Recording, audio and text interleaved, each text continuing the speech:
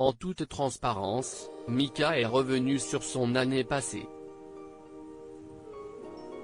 Le chanteur a accordé un entretien à nos confrères de Télé 7 jours, dans lequel il revient sur son année 2020 marquée par plusieurs événements, l'épidémie de Covid-19, les explosions à Beyrouth survenues au mois d'août ou encore la mort de sa mère.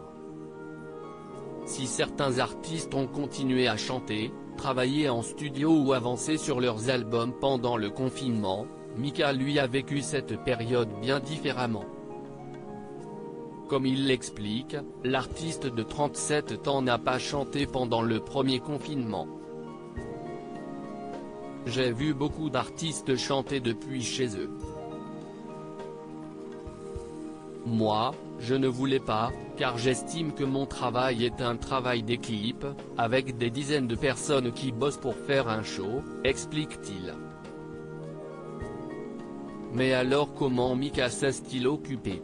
Il se trouvait en Grèce à Athènes, dans l'appartement de son compagnon.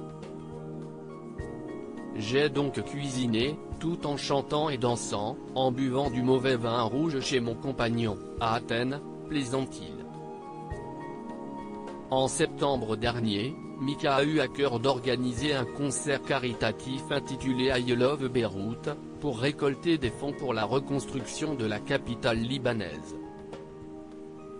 Un très bel exploit puisqu'1 million d'euros ont été récoltés pour la Croix-Rouge du Liban.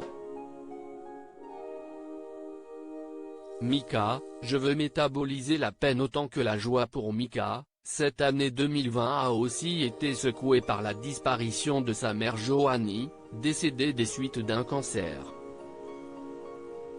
Une force ou une forme de pudeur? Ont demandé nos confrères. Les deux se croisent parfois.